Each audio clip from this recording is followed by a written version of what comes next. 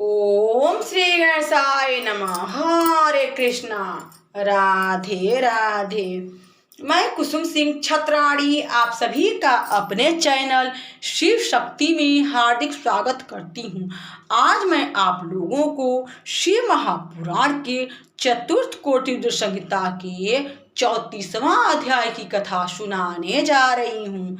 विष्णु जी को सुदर्शन चक्र की प्राप्ति। इसकी कथा सुनकर ऋषियों ने सूत जी को धन्यवाद दिया और उनकी प्रशंसा कर कहा कि हे महर्षि, अब आप हमें वह कथा सुनाइए कि विष्णु जी को सुदर्शन चक्र कैसे मिला तथा हरीश्वर महादेव की ज्योतिर्लिंग का क्या महात्म्य है। सूत जी कहने लगे, विष्णु जी को सुदर्शन चक्र शिव जी से प्राप्त हुआ था। एक समय की बात है कि जब राक्षस मनुष्यों को कष्ट देने लगे और धर्म का ह्रास होने लगा, तब उससे दुखी हो सब देवता विष्णु जी के पास गए और अपना सब दुख कष्ट सुनाया। तब उससे सुनकर विष्णु जी ने उन्हें संतोष देकर कहा कि मैं शिव जी की आराधना कर तुम्हारा कार्य करूंगा। यह सुन देवता संतुष्ट हो अपने स्थान को चले गए और विष्णु जी के कहने के अनुसार शिव जी का भजन करने लगे। विष्णु जी भी कैलाश पर्वत के समीप जाकर वहां कुंड खोदकर अग्नि स्थापना कर उसके आगे तप करने लगे। पार्थिव विधान से अनेक मंत्रों से युक्त अनेक स्रोतों से प्रसन्नता पूर्वक शिव जी का भजन करने लगे।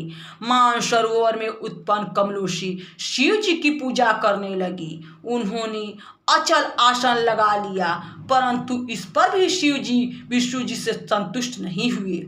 विष्णु जी को बड़ा आश्चर्य हुआ। उन्होंने और भी कई प्रकार से शिव जी की पूजा आरंभ की। फिर तो लीला विशारद प्रभु शिव शीघ्र ही प्रसन्न हो गए।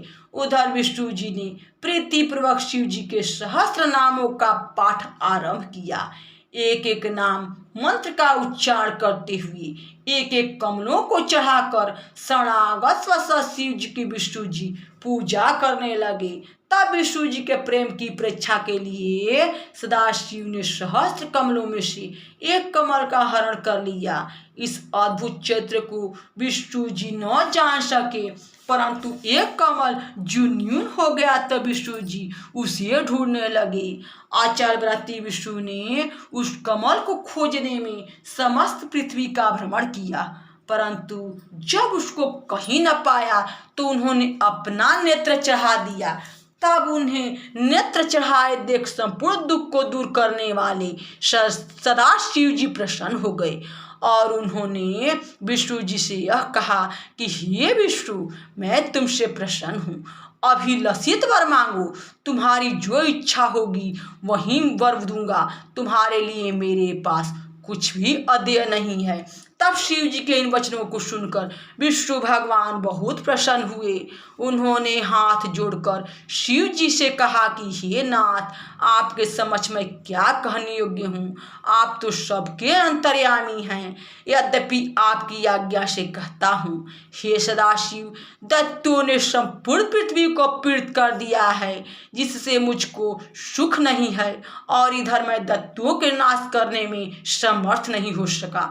इसलिए हे परमेश्वर, मैं क्या करूं, कहाँ जाऊं? मेरी और कोई रक्षा करने वाला नहीं है। इस कारण मैं आपकी शरण हूँ। जब इस प्रकार कहते हुए दैत्यों से पीड़ित हुए विष्णु जी परमात्मा शिव को नमस्कार कर उनके सम्मुख उपस्थित हुए, तो उनके ऐसे वचनों को सुनकर देवाधिदेव महेश्वर ने विष्णु को तेज समूह अपना सुदर्शन चक्र दिया, जिसे पाकर विष्णु जी ने बिना ही संपूर्ण दैत्यों को उस चक्र से नष्ट कर दिया। देवताओं को आनंद प्राप्त हुआ। देवता सुखी हो गए। विष्णु जी तो बहुत ही आनंदित हुए। देवताओं ने कहा, हे सूत जी, वह कौन सा शिव सहस्त्र नाम है जिसे सुनकर शिव जी ने संतुष्ट हो विष्णु जी को सुदर्शन चक्र प्रदान किया? उस महात्म्य को शिव संवाद सहित कहिए। व्यास जी कहते हैं, हे सूत जी, तब उन सावधान चित्त वाले मुनियों का ऐसा वचन सुनकर सूत जी शिव जी के चरण कमलों का स्मरण करते हुए इस प्रकार बोले। यहाँ शिव महापुराण के चतुर्थ कोटि संहिता के 34वां अध्याय की कथा समाप्त हुई। बोलो शंकर भगवान की जय। हरे कृष्णा। राधे राधे।